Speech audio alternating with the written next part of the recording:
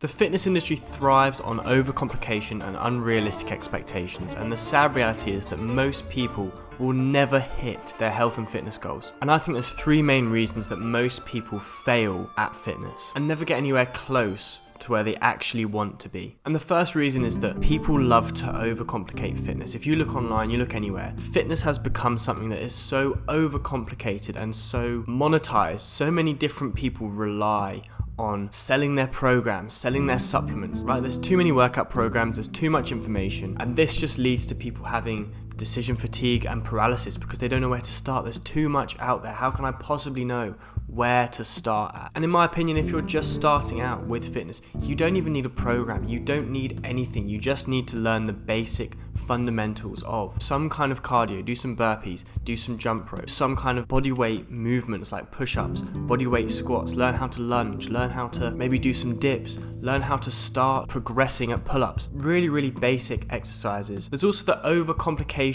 of diet and nutrition. A lot of people think that you need certain supplements, you need to hit a certain amount of protein. If you ever want to gain muscle, you need to track what you eat. Again, there's a lot of people out there who want to sell you their supplements. They want to sell you the fact that they got in shape through a certain supplement that conveniently they also sell, even though they're taking enough steroids to kill a small horse. They want to convince you that they got in shape simply by just taking this stack of supplements that they take every morning, and it's not true. People also want to convince you to track your protein. It depends how serious you want to be. If you want to be a bodybuilder, you want to be a powerlifter, you want to be the best in the world, yes, you might have to track the food you eat, you might have to track your protein. But for an average person who wants to be in good shape but doesn't want to overdo it, you want the benefits of being in shape without spending all that extra time and effort and energy and time away from other things that you want to do. Personally, I've never tracked any food I've ever eaten. I've never tracked protein. As long as you focus on eating well-rounded meals, so a bit of meat, some vegetables, some carbs, and try and do that every single meal. If you don't want to eat breakfast, you don't have to eat breakfast. Stop overcomplicating it. It's not that complicated. Just keep it simple.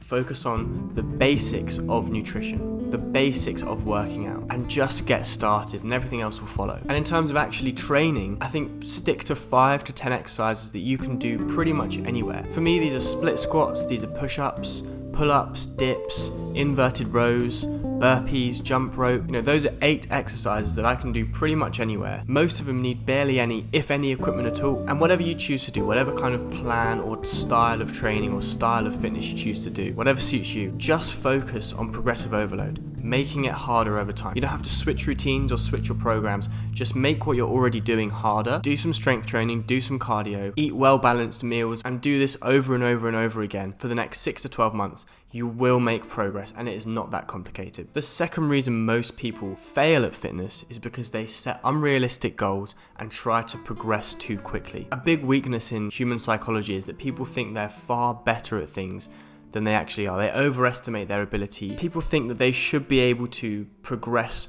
quickly, and that's not always the case. In fact, often, especially with fitness, it's actually the opposite. You're going to progress very slowly because the body can't adapt that quickly. Every time you do a workout, you have to give your body adequate time, not just to rest and recover, but then there's another period of super compensation where your body will start to adapt, but it's minuscule. Every workout you do results in a minuscule, unnoticeable amount of change in your body. And it's only when it's added up over the weeks, months, and years that you actually start to see results. So people think they're going to start doing some kind of routine and progress through it really quick, but that's actually not the case, and that's fine. That's fine, because there's no rush. There is no rush to reach a certain point in fitness. Health and fitness is a lifelong pursuit. It's a lifelong journey. You don't have to achieve goals by next month or by next year. There's some things that can take 10 plus years to achieve, and that's fine. But if you overestimate your abilities at the start and you go too hard too soon, you are just going to burn out. Focus on getting in the habit first. Even if you're not doing anything that is particularly stimulating for your muscles, instead of jumping straight into big long workouts,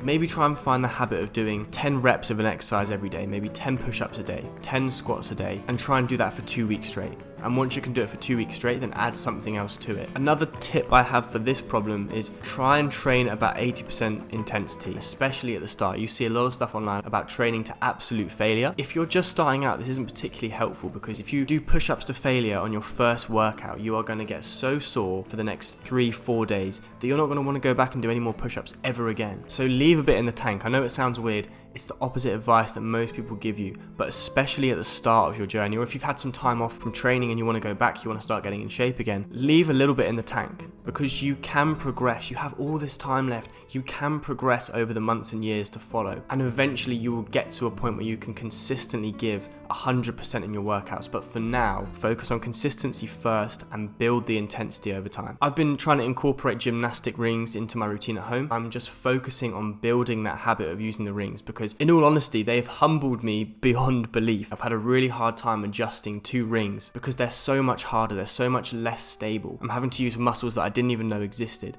So I'm just starting with the basics. I'm doing one set of dips in every push workout I do. Don't think that you can sort of cheat the system and skip levels and skip steps, because you absolutely can't. The third reason that most people fail at fitness, I think, is because they spend far too much time on social media. And I know this sounds ironic as someone who is making YouTube videos, but for fitness, almost anything actually, I think you're almost better off just deleting social media, deleting especially the really toxic apps like Instagram and TikTok. Currently, YouTube is the only social media I have, and I don't even have the app on my phone. I just use it on my laptop. I don't use anything else. I have no other social media. I was absolutely well and truly addicted to social media like most other people out there, and I was getting sick of seeing all these different fitness influencers all saying something different, all saying that their method and their way is the best way of doing things, all saying that their supplements are the best supplements, that their workout program that they're selling for $99 is the best one. It's confusing, it's overwhelming, not to mention that they create such unrealistic expectations, and when you combine that with editing, with lighting, that just distorts reality completely. And it's no wonder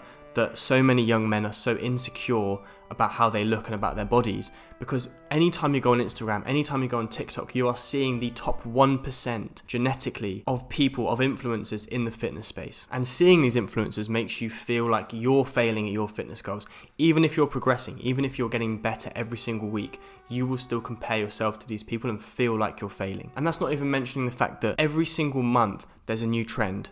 There's something new that people are doing. So if you're constantly getting swept up in the next trend, you're never going to stick with a program or a way of training that actually works for you for long enough to ever see results, because you're going to keep flip-flopping between different ways of training. Nothing's going to be done for long enough to actually get any meaningful results. I'll do the same program for 16, 20, 24 weeks, exactly the same basic exercises every single day. I don't want to have to think about my fitness.